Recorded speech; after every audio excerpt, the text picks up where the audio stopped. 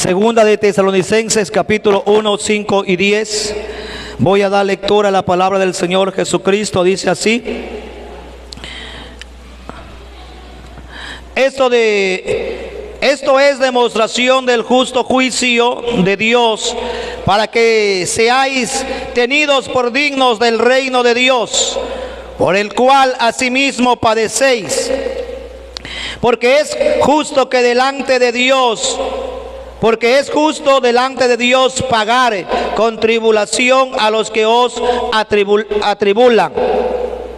Y a vosotros que sois atribulados, daros reposo con nosotros, cuando se manifieste el Señor Jesús desde el cielo con los ángeles de su gloria, de su poder, en llama de fuego, para dar retribución a los que no conocieron a Dios, ni obedecen el evangelio de nuestro Señor Jesucristo, los cuales sufrirán pena de eterna perdición, excluidos de la presencia del Señor y de la gloria de su poder, cuando venga en aquel día para ser glorificado en sus santos y ser admirado en todo lo que creyeron, por cuanto nuestro testimonio ha sido creído entre vosotros. Vamos a orar. Señor de los cielos, delante de tu presencia nos encontramos en esta preciosa mañana. Dios de la gloria, te pedimos de una forma especial que usted sea Señor de los cielos, dándonos el conocimiento y la sabiduría para poder atesorar tu palabra en nuestras vidas, para poderla, Señor, conservar, para que nos sea luz y guía en el camino, para poder llegar un día hacia el lugar donde tú estás, Señor, y has reservado lugar para nosotros, tus hijos. En el nombre de Jesús. Amén, amén y amén. Pueden tomar sus lugares.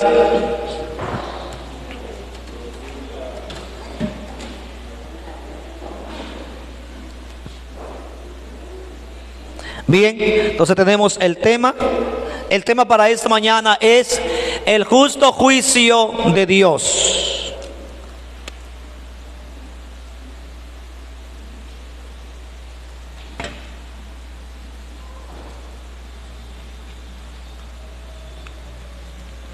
El justo juicio de Dios. El justo juicio de Dios, pero debe de venir a través de algo o de alguien. Porque ¿cómo Dios puede juzgar al hombre sin haberle dado una oportunidad? ¿Cómo puede alguien juzgar a otra persona sin que antes le haya dado una oportunidad de poder defenderse o cosas así? ¿Será posible? Sería un juicio malo, ¿sí o no? Por ejemplo, imaginémonos si alguien viene y condena a una persona. La condena. Le dicen, mire, tal persona, por decir así, golpeó a tal persona.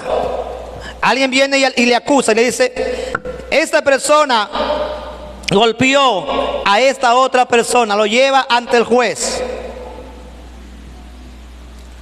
y lo presenta como culpable, y el juez dice, está bien, lo golpeaste,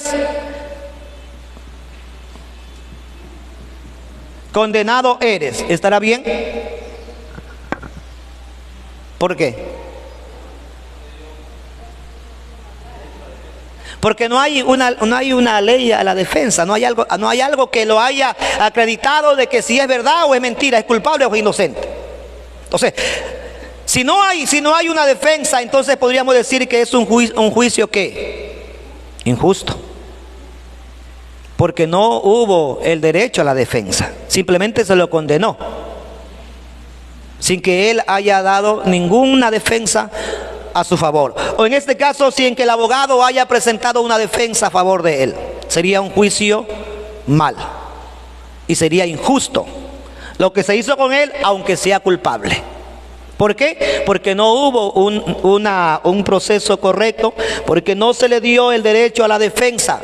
Y si se comprobaba que era culpable, entonces está bien, tenía que ir a juicio. ¿Estaría bien o estaría mal allí? Si al hombre lo condenan sin que haya derecho a una defensa, ¿estará bien o estará mal? Está mal. Porque aunque sea culpable, tiene derechos. ¿Sí o no? Tiene derecho. Y el derecho es que él tiene que poner su causa y defenderse, o alguien tiene que defenderlo, y en este caso debe haber las pruebas suficientes como para decir, sí, usted lo golpeó. Entonces van a llamar posiblemente a un testigo o a alguien que va a decir, sí, yo lo vi que lo golpeó. Entonces si hay un testigo y él dice, entonces bueno, aquí tenemos un testigo de que sí lo golpeó, entonces ya tenemos un punto en contra de usted y un punto a favor de que es culpable. Y si la persona no encuentra un justificativo del por qué lo golpeó, entonces ya posiblemente va a ser condenado por haber golpeado a la otra persona. Entonces quiere decir que todos tenemos derecho a ¿qué? A la defensa. Todos tenemos derecho a la defensa. Entonces, ¿cómo puede haber un justo juicio de Dios? ¿Cómo? ¿Cómo puede Dios juzgar al hombre y decir, este es mi juicio justo para el hombre?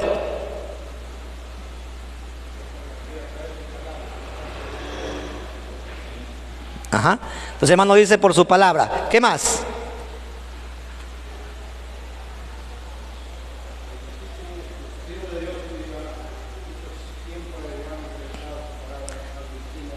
Ajá. Entonces el hermano dice que los discípulos y los seguidores de Dios han predicado mucho tiempo la palabra, correcto, ¿no es cierto? ¿Qué más? ¿Pero qué más?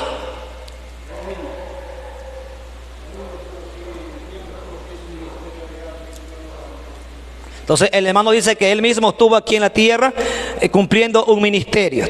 Entonces, para que haya un justo juicio de Dios, ¿por medio de quién debe de ser ese juicio? Por medio de Jesucristo, pues.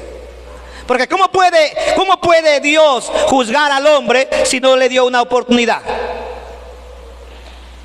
O sea, ¿cómo puede decir, bueno, Dios, voy a hacer un justo juicio sin que haya habido una oportunidad de que el hombre haya podido de pronto arrepentirse, sin que el hombre haya tenido una oportunidad de una defensa justa? Entonces, ¿por medio de quién entonces viene el justo juicio de Dios? Por medio de Jesucristo, pues. ¿Por qué por medio de Jesucristo? Ajá. Claro, porque la Biblia dice que Él mismo se hizo carne. ¿Para qué? Para habitar entre nosotros. Entonces, cuando Él habitó entre nosotros, Él vino a darnos a nosotros la oportunidad de que nosotros presentemos nuestra defensa. Si no la presentamos, ya es culpa nuestra. ¿Por qué? Porque Él se convirtió en ¿qué? Él se convirtió en nuestro abogado. La Biblia dice, hijitos míos, si pecado habéis cometido, abogado tenemos para con el Padre. ¿Quién? Jesucristo. Entonces, ¿quién es nuestro abogado? Entonces, la causa nuestra la defiende Jesús. Ahora, que si usted quiere que la defienda, bien, y si no quiere que la defienda, ya es cuestión de la persona.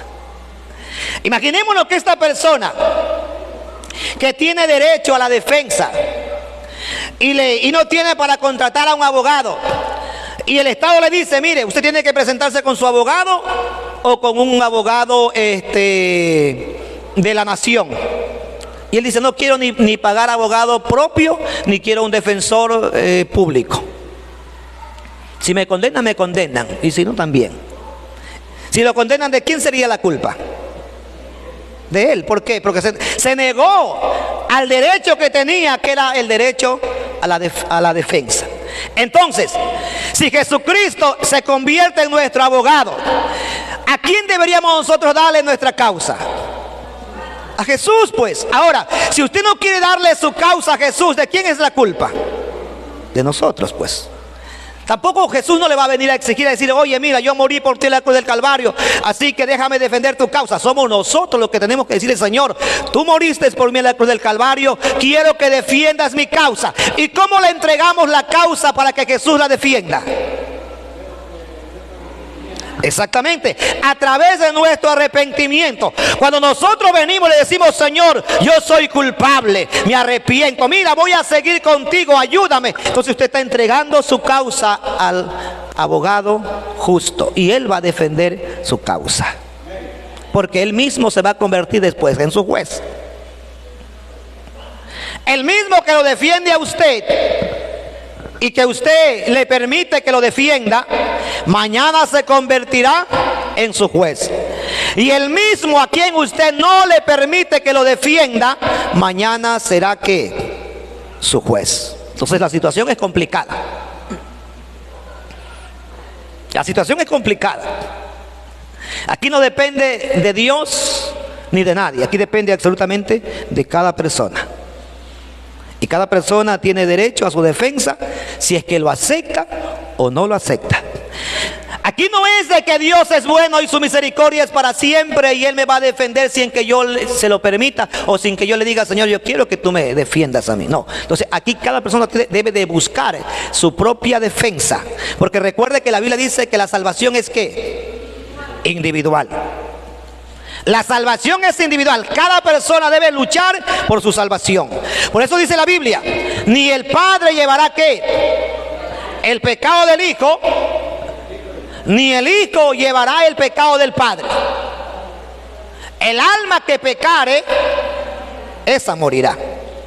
Entonces corresponde a cada hombre, a cada mujer, buscar rápidamente quien defienda su causa, el cual es Jesucristo, para que en el día del justo juicio de Dios haya alguien quien lo haya defendido, que es Jesucristo. Entonces solamente así se puede haber un justo juicio, de otra manera no. Entonces nadie puede decir, a mí no me dieron oportunidad de defenderme. Cuando el hombre esté delante de Dios en el día del juicio, el hombre no va a poder decir, Señor, nunca me diste la oportunidad de que yo me pueda defender. ¿Qué le dirá el Señor? Sí, en cuanto a la defensa. Ajá. En cuanto a la defensa, sí, eso ya sería en el juicio. En cuanto a la defensa, ¿qué le diría el Señor? ¿Mande? Ajá. Tantas oportunidades tuviste. ¿Cuántos años viviste? Imagina que le pregunte, ¿cuántos años viviste? Que le diga 50 años. ¿Cuántos años tienes de uso de razón desde los 50 años? 20 años. 20 años tuviste para haberme reconocido como tu único y suficiente Salvador. ¿O no sabías que yo morí en la cruz del Calvario por los pecados? ¿O no sabías eso? ¿O no sabías que yo fui el que llevó todas las maldades y todos los pecados que te pertenecían a ti cuando tú eras culpable? Entonces, ¿qué le va a decir el hombre? El hombre no le va a decir, Señor, yo no lo sabía. Porque ¿quién no sabe en este tiempo que Jesús murió por los pecadores? ¿Quién no sabe? Todos saben. Hasta el que no conoce a Dios en cuanto a su arrepentimiento sabe de que el Mesías vino para perdonar pecados. Y todavía la gente dice, no, yo creo en Jesucristo. Y dice, y amo a Jesucristo, pero están apartados de Jesucristo. El hecho de que diga yo amo a Jesucristo no es lo mismo como la acción de amarlo a Él. Porque una cosa son las palabras, otras cosas son las acciones, que en este caso nos dan la seguridad de lo que nosotros estamos haciendo o estamos viviendo.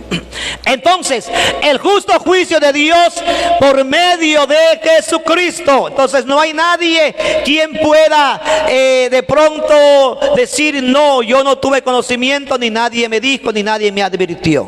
Porque la Biblia mismo dice, los cielos cuentan que la gloria de Dios y el firmamento anuncia que la obra de sus manos. Entonces no hay cómo escapar del juicio de Dios. Nadie va a escapar. Ni el bueno, ni el malo, ni el justo, ni el injusto, ni el salvo y no salvo. Todos tendremos que pasar por ese momento de ser llamados delante de Dios para rendir cuenta. Unos, dice la Biblia, para vida eterna, otros, ¿para qué? Para juicio y condenación eterna. O sea, no hay salida, no hay escapatoria. Entonces, vivimos para Dios, sí o sí. O vivimos apartados de Dios para la eternidad eterna, estar separados de Él. No hay un camino intermedio donde alguien puede decir, por si acaso voy por este camino intermedio, si es que me caigo o si es que de pronto el camino es peligroso, me tiro a la derecha para salvarme. No, usted tiene que caminar por la derecha o camina por la izquierda, pero no puede caminar por el centro, porque en el centro no existe ningún camino. Solamente hay dos caminos, dice la Biblia: el camino de la vida y el camino de la muerte. Camino intermedio no existe. Si alguien le puso a usted un camino intermedio, pues usted sepa que ese camino solamente está en pensamientos y en sueños, pero no existe, no es real. Solamente hay dos caminos, dice la Biblia. Bien, entonces, lo que en el verso 3 y 4 Pablo agradece a los hermanos por la paciencia y la fe en las tribulaciones. En el verso 3 y 4 Pablo está diciendo: agradezco a ustedes por la paciencia y la fe que ustedes han tenido en todo este tiempo, por medio del conocimiento o por esperar con paciencia todas las cosas y todas las tribulaciones que pasan. Pues gracias, dice el apóstol Pablo, por perseverar en el camino. Pero la Biblia dice que el que permanece hasta el fin, ese se ha salvo. Así que nosotros no podemos conformarnos con vivir solamente un tiempo.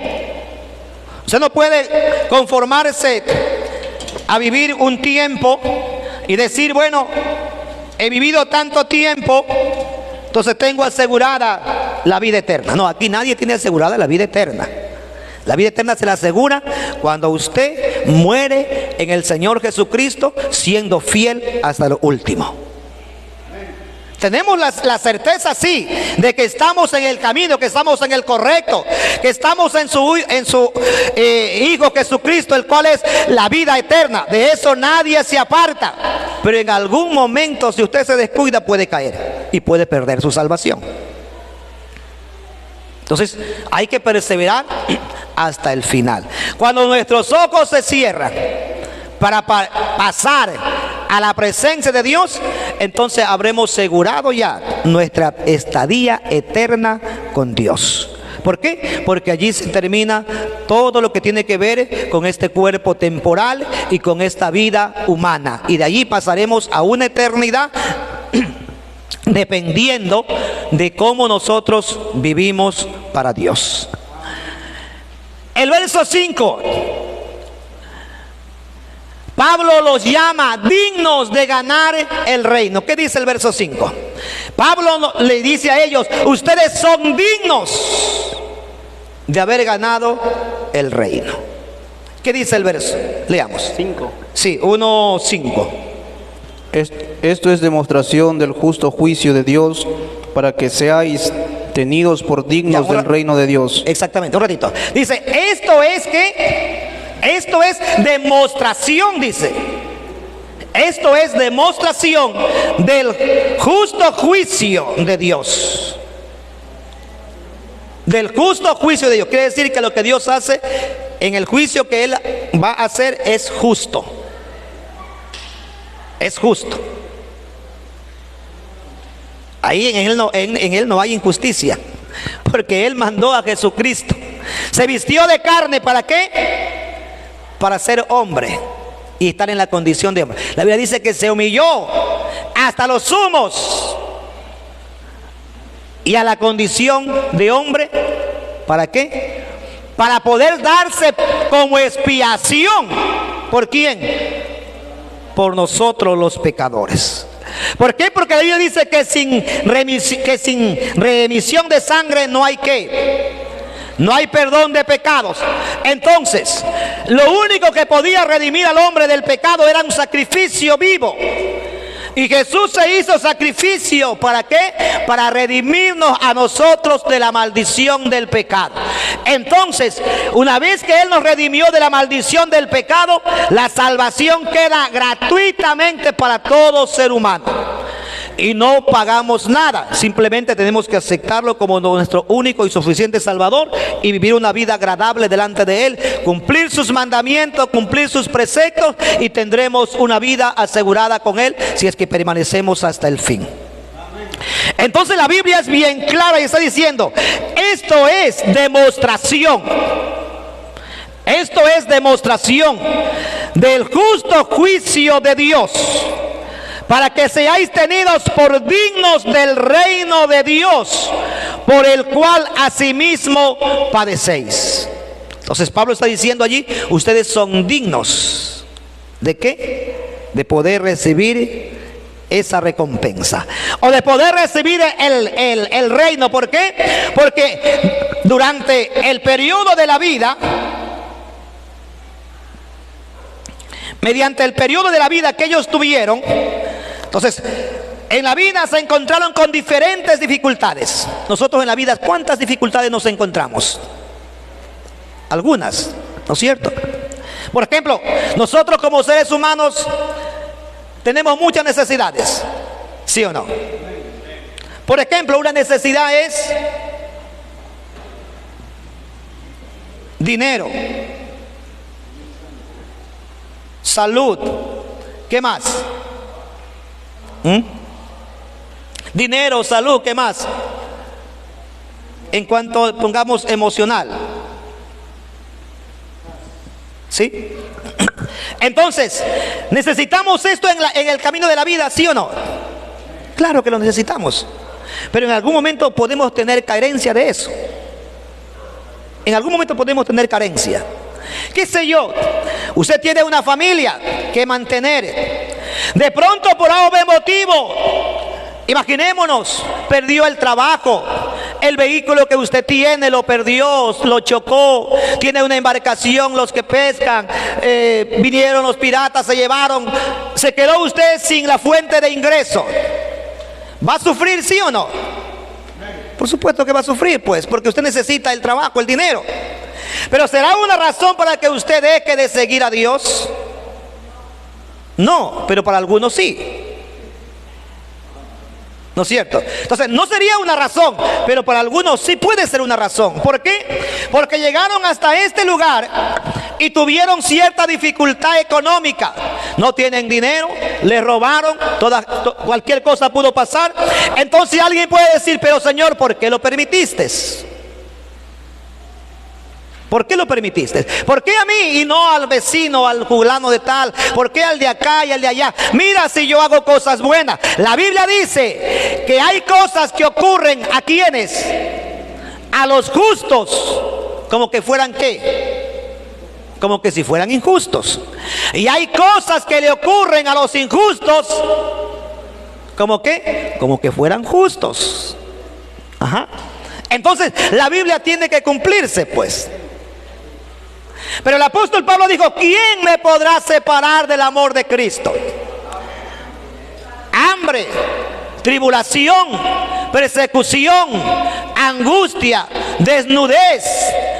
¿Quién me podrá separar? Él dijo, nada me podrá separar del amor del Señor Jesucristo. Ninguna cosa creada me podrá separar del amor de Dios. Ninguna cosa creada, ni lo alto ni lo profundo, nada me puede separar del amor de Dios. Que en la vida encontramos dificultades y problemas, sí, Señor, así es. Para unos más que otros.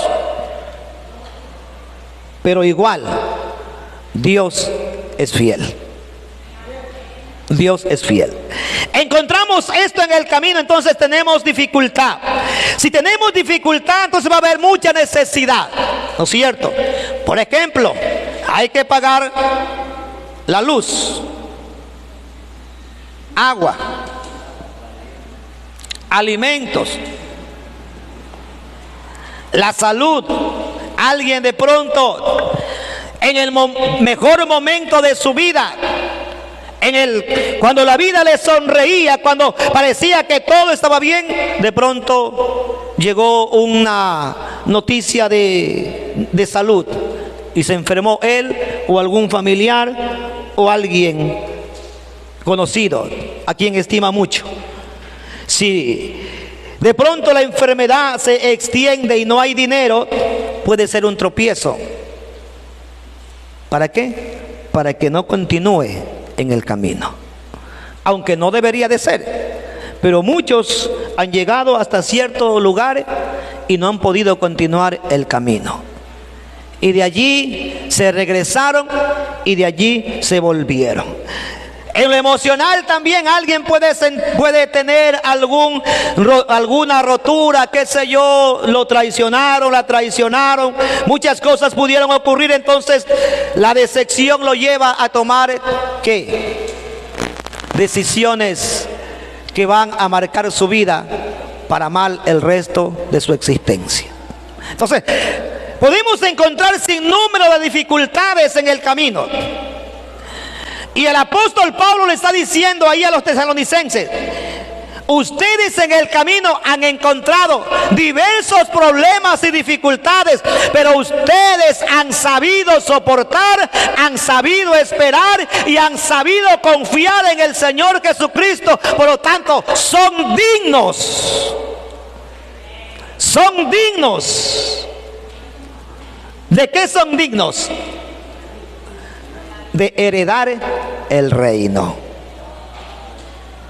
Son dignos de heredar el reino. ¿Por qué? Porque en el camino encontraron muchas dificultades. Queridos hermanos, nosotros en el camino vamos a encontrar diversas dificultades.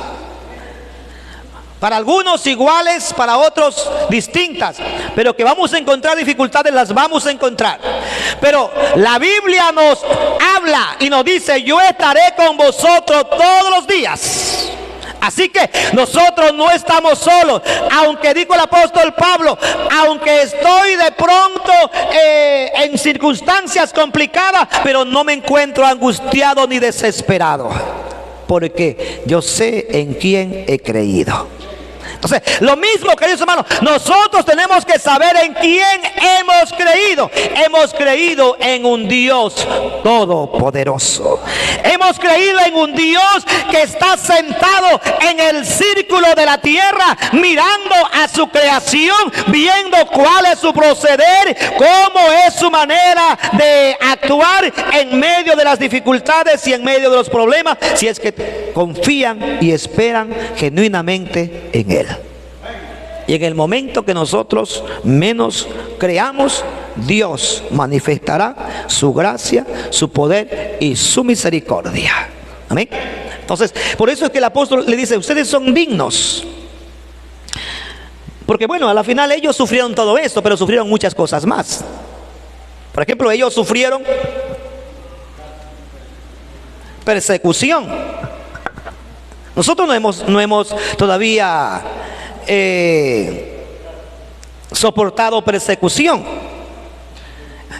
Estas cosas para ellos eran pasajeras, no le hacían ni cosquilla. Esas cosas, dinero, salud, lo emocional, para ellos era como nada, porque tenían algo peor, que eran las persecuciones. Pero sin embargo, allí ellos eran fieles. ¿Por qué? Porque ellos se reunían en las casas.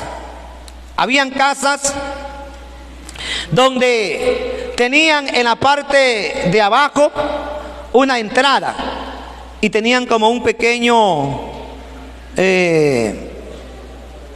¿cómo podríamos llamarle? Búnker, dice la hermana, como un pequeño búnker donde la gente venía y se reunía. Entonces, aparentemente cuando alguien llegaba, encontraba la casa, las personas conversando, nada más, y pensaban que así era. Pero dentro habían estos pequeños búnker donde ellos se reunían a adorar a Dios. Y había gente que se hacía pasar por cristiano, dice el apóstol Pablo. para descubrir en qué lugar ellos se reunían. Se hacían pasar por cristianos y venían a la casa, y mientras conversaban y todo eso, llegaba el momento en que decía, bueno, ahora sí pase nomás ya, porque los hermanos están reunidos abajo. Siempre quedaba alguien acá. Siempre quedaba alguien acá en caso que alguien viniera, pues, y vea que no había nada. Entonces pasaban las personas acá a reunirse. Y los que no eran cristianos, pero se hacían pasar por cristianos, ellos también llegaban hasta este lugar y descubrían en dónde hacían las reuniones. Al siguiente día, pues él iba, o al mismo día iba y daba el parte a las autoridades, y venían las autoridades a la hora que se reunían, porque tenían horario de reunión. A la hora que se reunían, venían ellos, cogían la puerta, la cerraban, mandaban para acá adentro madera y prendían fuego, y ahí quedaban calcinados. Y ahí quedaban calcinados. Pero sin embargo, a pesar de todo eso, ellos eran fieles a Dios. Eran fieles. Eran fieles. Sin embargo, ellos eran fieles a Dios. Entonces, ¿eran o no eran dignos de poder heredar el reino? Por supuesto, eran dignos, porque sufrieron todo eso, queridos hermanos. Dice la Biblia que nosotros no hemos ni sufrido siquiera la sangre de Cristo. No lo hemos sufrido.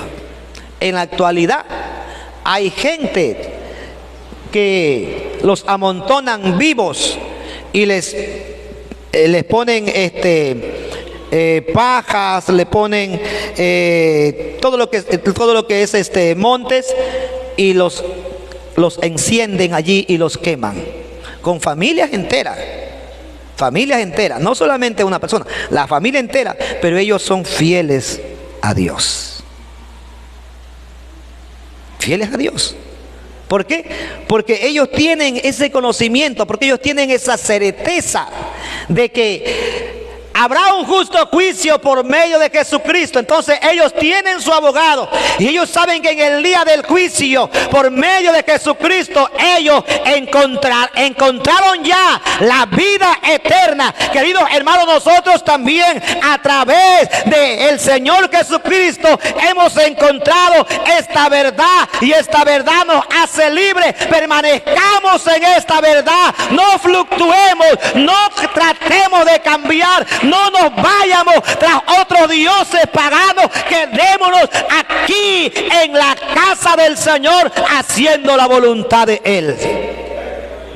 Que llegarán momentos, por las circunstancias que pasemos, de que querramos flaquear, sí. Pero la Biblia dice que Él nos ha dado un espíritu de ¿qué? De poder, de amor y dominio propio. Así que tenemos esa seguridad, que Él no nos ha dado un espíritu de cobardía, sino de poder, de amor y de dominio propio. Eso quiere decir, estamos facultados para poder resistir toda clase de tentación o toda clase de prueba que llegue del exterior a nuestras vidas. Estamos capacitados para poder nosotros resistir. ¿Por qué? Porque tenemos el Espíritu de Dios que mora en nuestras vidas. Así que, queridos hermanos, si tenemos esa capacitación, permanezcamos firmes en la fe, sin fluctuar. Sin fluctuar. Aquí no es de que yo puse algo aquí y no lo encuentro. Usted tiene que saber dónde lo dejó. Aquí no es de que estoy perdiendo la memoria y no sé si es que me estoy yendo para acá o me estoy yendo para allá, o no tengo seguridad porque no sé ni quién soy. No, Señor, aquí nosotros somos lo que somos.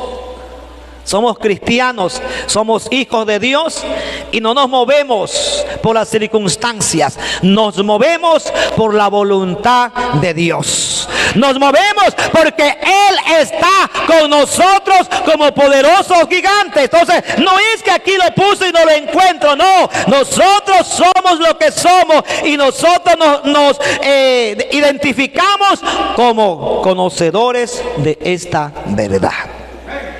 Entonces el apóstol está diciendo aquí a ellos: Esto es demostración del justo juicio de Dios, para que seáis tenidos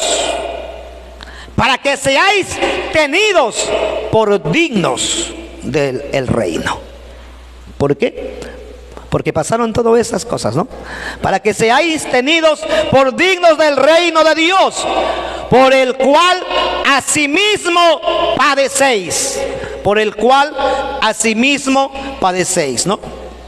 Entonces ellos padecieron en la vida todo esto. Tuvieron escasez, todo eso, persecución, pero fueron hallados dignos. La Biblia dice que cuando Él venga, quiere hallarnos dignos de Él. ¿Dice o no dice así la Biblia? Así dice, para que cuando yo venga, sean hallados dignos de mí. Eso quiere decir que ya hayamos pasado este proceso. Esto es como un proceso que cada hombre de Dios, cada mujer de Dios debe de pasar. Y una vez que pasa, al final, ¿qué? Tendrá el galardón de vida eterna. Porque si no pasamos la prueba, nos quedamos y nos regresan. Nos regresan. ¿Por qué? Porque tienen que ver, imaginémonos cuando alguien va a ingresar, por decir así, a la policía o al ejército. Entonces ellos tienen que pasar una prueba, médica, física, y si es que no están en condición, simplemente, no señor, no está en condición, regrésese. No está apto. No está apto. Entonces nosotros tenemos que pasar la prueba y el Señor tiene que decirnos: venid benditos de mi Padre a heredar el reino que fue preparado para ustedes desde el principio, porque Dios tiene planes de bien para nosotros conforme al deseo que hay en nuestras vidas. Si usted desea ser salvo, Dios tiene plan de salvación para usted, aunque a usted le tocará, sí, dejar muchas cosas posiblemente que a usted le gustan y que pueden llevarlo a la perdición, pero usted tiene que esforzarse para alcanzar esa vida eterna, porque todo lo que se adquiere en la vida es a través de sacrificio, porque lo que se adquiere sin sacrificio no se lo aprecia, porque no se sabe lo que costó. Pero cuando usted aprecia su salvación a través del sacrificio, usted sabe lo que le ha costado mantenerse en el camino de Dios, y para usted será el tesoro más grande que usted pudo haber alcanzado en esta tierra. El verso 6.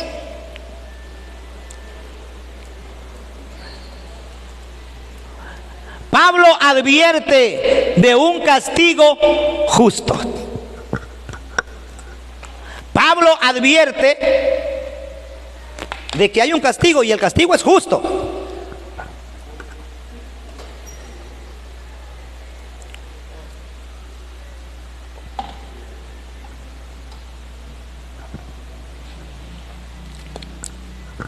Está diciendo, hay un castigo y el castigo es justo. Aunque haya una defensa que esté defendiendo la causa de alguien que hizo algo, pero si es culpable, culpable es.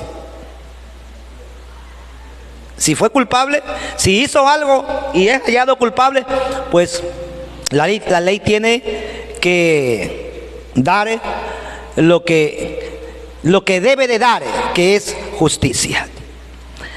Y la Biblia habla de que Dios es un Dios que justo, que Dios es un Dios justo. Él no es injusto. Si alguien es inocente, para Dios inocente es. Y si alguien es culpable, para Dios culpable es. Pero Dios no se puede dejar sobornar. Ni nadie puede sobornar a Dios. Ni nadie le puede decir a Dios: mira, yo fui bueno, ¿por qué me haces esto? La Biblia dice que el juicio de Dios es justo. Entonces, Pablo advierte de un castigo justo, o de un juicio justo. ¿Qué nos dice el verso 6? Porque es justo delante de Dios pagar con tribulación a los que os atribulan. Ajá. Escuche lo que dice. En la justicia de Dios hay condenación. En la justicia de Dios hay condenación, porque así es si no hubiera condenación, ¿de qué justicia entonces estuviéramos hablando? ¿Para qué van a estar puestos los jueces si no hay nadie culpable? ¿Para qué?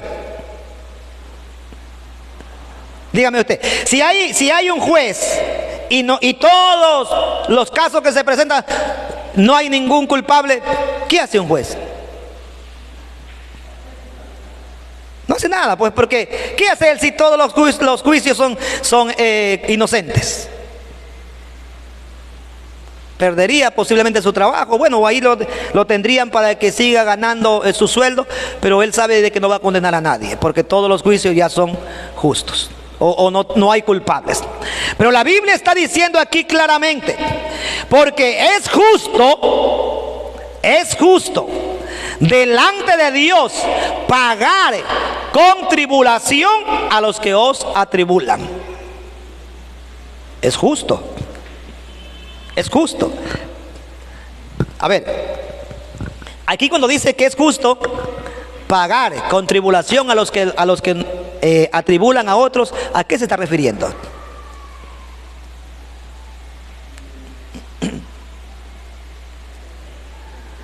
Aquí es como que el Señor dice, vamos al desquite. Vamos al desquite. O sea, mire, Dios es justo. La Biblia dice que Él es justo. Él no es injusto. La justicia de Dios es justicia. Y si alguien hace algo, la justicia de Dios tiene que llegar, sea bueno o sea malo. Por eso dice la Biblia, si alguien le da a uno de mis pequeñitos un vaso de agua, no se quedará sin recompensa. Porque Dios es justo. Pero si alguien hace algo a uno de mis pequeñitos, tampoco se quedará sin recompensa. Tendrá también que entender su recompensa. Mire, el verso es bien claro. Escuche lo que dice el verso. Porque es justo delante de Dios pagar con tribulación a los que os atribulan. Yo le pongo a usted un ejemplo.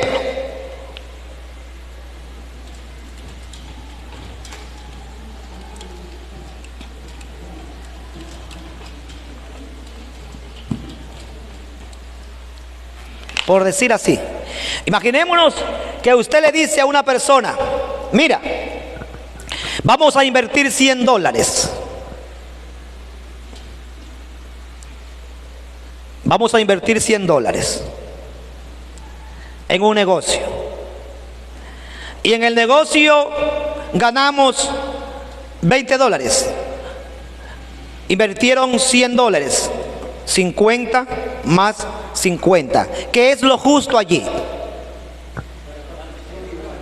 ¿Ah? ¿Qué es lo justo allí?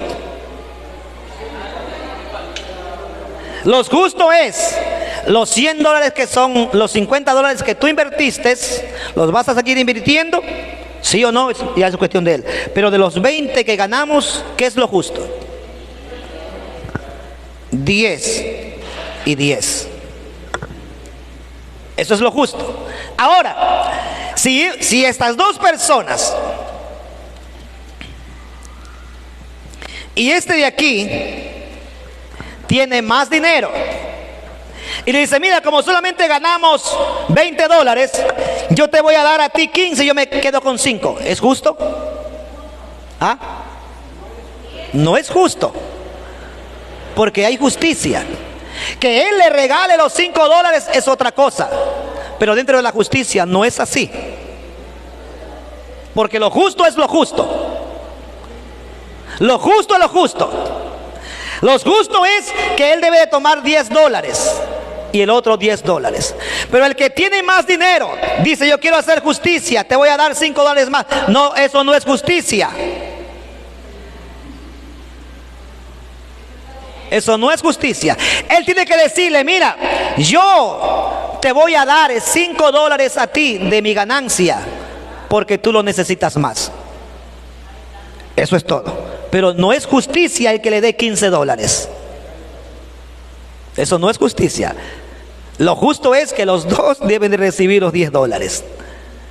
Ahora, si el otro le quiere entregar todo el dinero, eso es cuestión de él. Pero él tiene que saber que lo justo son $10 para cada uno. Si el otro no quiere tener los $10 de ganancia, puede decirle, mira, lo justo es que nosotros $10 tú, $10 yo. Pero yo quiero entregarte a ti los $10 míos a ti.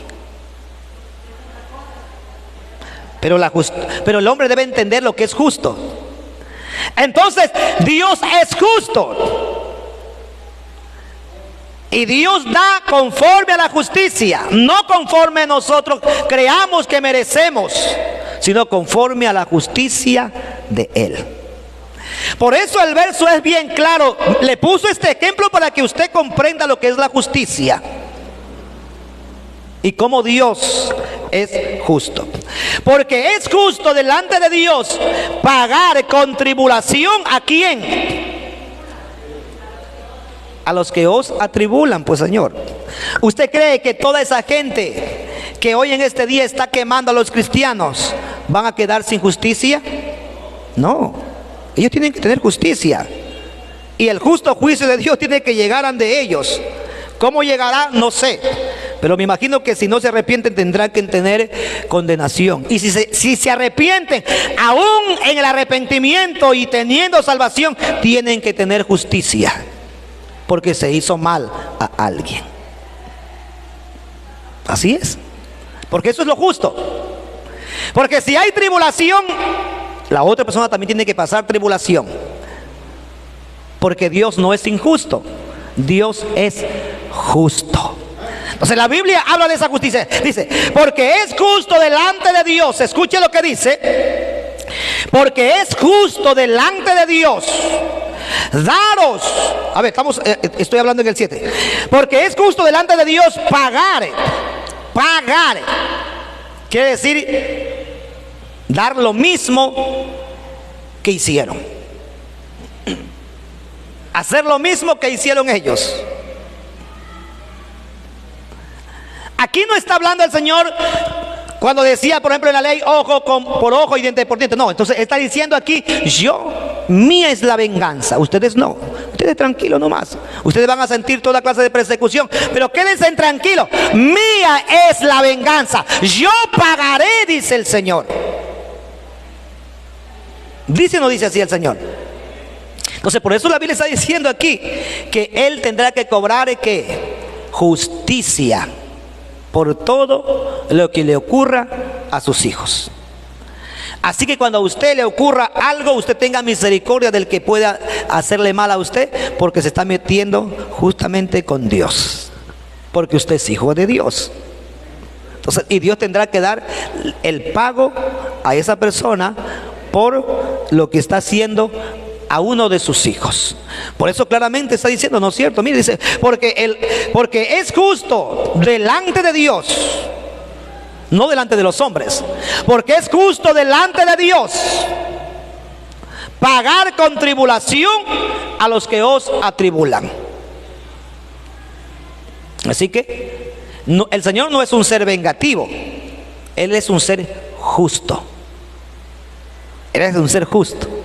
Y en la justicia de Él demanda castigo al que es injusto y al que hace injusticia, y al que no se vuelve a Él, la justicia misma manda castigo. Y como Él es justo, nadie puede pasar desapercibido sin la justicia de Dios. Ahora, ¿qué nos dice el siguiente verso? El 7, 8 y 9. Hay recompensas en la manifestación de Jesucristo. Entonces, cuando el Señor Jesucristo se manifieste, habrá la recompensa ya absoluta para todos. Para todos. Leamos el verso 7. Y a vosotros que sois atribulados, daros reposo con nosotros cuando se manifieste el Señor Jesús desde el cielo con los ángeles de su poder. Ajá, ahí un ratito. Dice, y a vosotros que sois atribulados. O sea, ahí está diciendo en el primer verso que leímos, el que nos antecedió, como quien diciendo, Mire, ustedes no se preocupen. Ustedes van a tener tribulación. Tranquilos.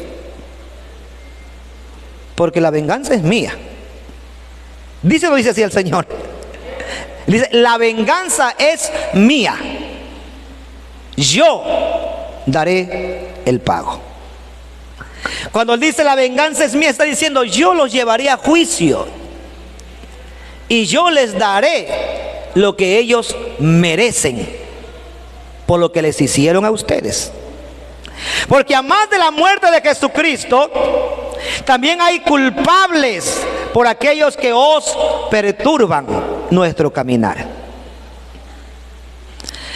La gente que no conoce a Dios tiene un juicio. Y la misma gente que no conoce a Dios y es causa de tropiezo para usted, también tiene el juicio por ser piedra de tropiezo para usted. Así que nosotros, mire, ¿somos o no somos importantes nosotros? La Biblia dice que somos la niña de sus ojos. Y el que osare hacer algo en contra de la niña de sus ojos, ¿qué es lo que el Señor hará? ¿El Señor permitirá que golpeen a la niña de sus ojos o que maltraten? No, Él va a tener que dar la retribución debida al agravio que se dio. Pero la Biblia dice, ustedes no os venguéis, dejad la venganza a mí, vosotros estáis tranquilos. Entonces, nosotros lo que tenemos que entender, queridos hermanos, es que hay un Dios justo en el cielo y que en la justicia de Él nadie escapa. Por lo tanto, nosotros tenemos que vivir bajo esa justicia para no también recibir de pronto mañana la condenación o parte del pago de la justicia de Él. Entonces el verso claramente está diciendo: y a vosotros que sois atribulados, daros reposo con nosotros. Mire lo que está diciendo Pablo. Mire lo que está diciendo Pablo. Y a vosotros que sois atribulados, daros el reposo. ¿Con quién? ¿Con quién? Con nosotros, dice Pablo. O sea, aquí Pablo está diciendo, yo ya pasé esa tribulación, he pasado persecución, he pasado naufragio, golpeado muchas veces por 40 azotes menos uno. Si no le daban un azote más a Pablo era porque era prohibido. Entonces, en ese tiempo, cuando azotaban a las personas, les daban 39 azotes. Si le daban 40 azotes, los mandaban a la cárcel. Entonces, por eso Pablo dice, me dieron 40 azotes menos uno. Le podían dar 39 azotes. Si el hombre se moría, está bien muerto. Pero si le daban el 40 y no se moría, culpable era y se iba a la cárcel. Porque la ley decía, solamente tienes que darles 39 azotes. Si se muere, no hay problema. Pero si le das 40 y todavía vive, te metiste en problema. La ley dice 39 azotes. Entonces Pablo dice, yo he pasado por todo eso. He pasado por todo eso. Es justo que ustedes tengan el descanso con nosotros. Pablo se pone como ejemplo y dice, si yo sufrí, ustedes están sufriendo, pues descansaremos juntos en la presencia de Dios. Eso es lo que está diciendo Pablo. Descansaremos juntos en los brazos amorosos del Maestro. Descansaremos juntos en la presencia de Él y Él hará justicia por vosotros. ¿Usted cree que Pablo no quería o no deseaba que se haga justicia? Por supuesto que sí. Pero el Señor le decía a Pablo, tranquilo, tranquilo. Yo soy el que cobro justicia. Tú estate tranquilo, descansa en paz, la justicia mía llegará. Aunque tú ya no estés en la tierra, pero de que llega, llega. pero llegará a las personas que hicieron mal y llegará a nosotros cuando nos levantemos en gloria para recibir al Señor en las nubes. Y vosotros que sois atribulados, daros reposo con nosotros. Cuando se manifieste el Señor Jesús. ¿Desde dónde? Desde el cielo, con los ángeles de su poder. Entonces Él está diciendo, mire, tranquilos, descanso habrá. Pero mientras estemos en esta tierra, vamos a pasar sin número de dificultades. Pero cuando venga el Señor con sus santos ángeles a llevar a su iglesia, encontrarán ustedes, como nosotros también, dijo el apóstol Pablo, el descanso para nuestras almas y la retribución por todo lo que nosotros hicimos y nuestra fidelidad en la tierra. Así que, queridos hermanos, vale la pena ser fieles a Dios. Vale la pena vivir para Dios, porque Pablo, él lo decía con certeza, porque en una ocasión él dijo, no sé si conozco a un hombre, si en el cuerpo o fuera del cuerpo, no lo sé, pero que fue llevado al tercer cielo, el cual miró y vio cosas extraordinarias que no le son permitidas ver a ningún hombre. Si de alguien me voy a gloriar, me voy a gloriar de aquello, porque vi cosas realmente demasiado extraordinarias que no son permitidas que el hombre las vea. Entonces Pablo, en otras palabras, dijo, para mí el morir es Cristo y el morir es ganancia. Y él dijo, yo deseo estar con el Señor. ¿Por qué? Porque él conoció el lugar de donde él iba a pasar su eternidad. Entonces, él lo habla con convicción, él lo habla con criterio propio, no porque alguien le dijo, no porque alguien le contó, sino porque él vivió en una experiencia personal con su Creador, y eso es lo que a él le da esa convicción y ese derecho a poder escribir como él escribió, para alentarnos a nosotros a serle fiel al Señor, porque hay un justo juicio de parte de Dios para los hombres. Entonces, cuando se manifieste, dice Jesús desde el cielo con los ángeles de su poder.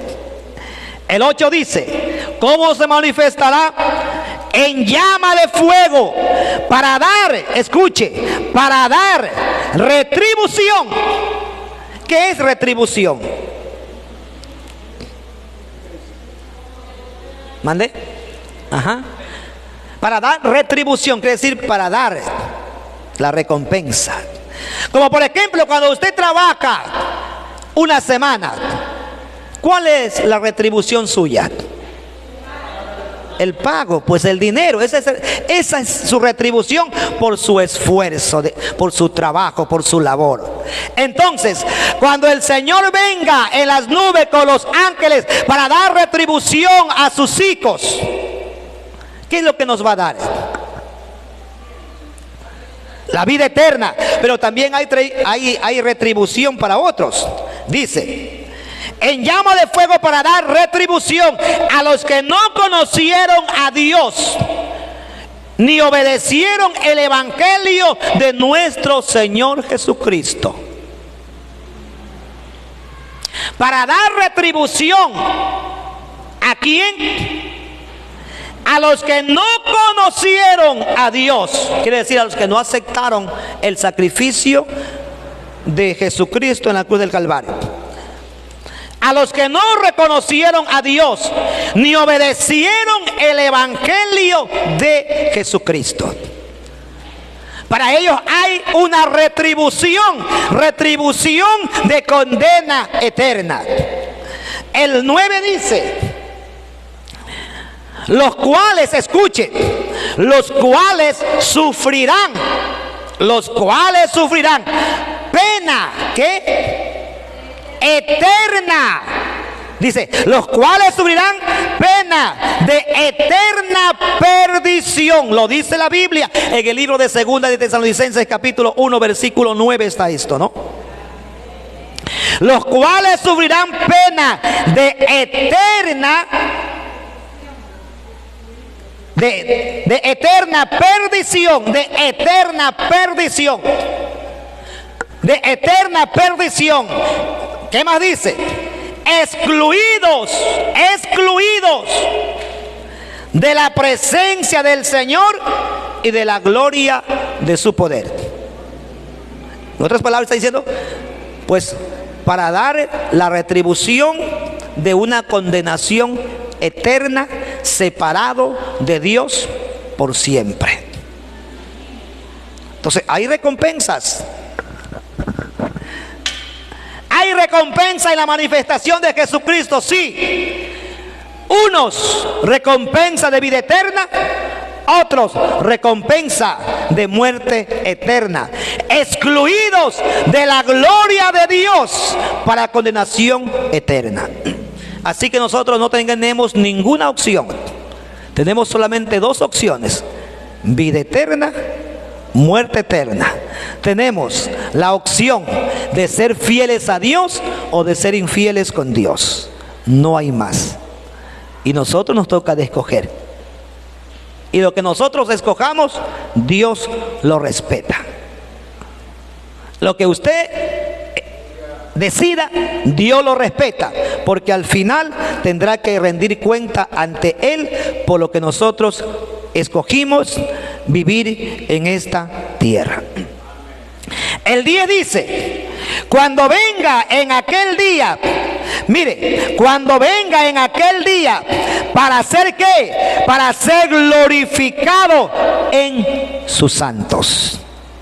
Para ser glorificado en sus santos y ser admirado en todos los que creyeron, por cuanto nuestro testimonio ha sido creído entre vosotros. Entonces Pablo está diciendo, todo lo que nosotros hicimos, toda la persecución que tuvimos, todas las muertes que sufrimos, todos los percances que sufrimos, ha quedado como testimonio para ustedes.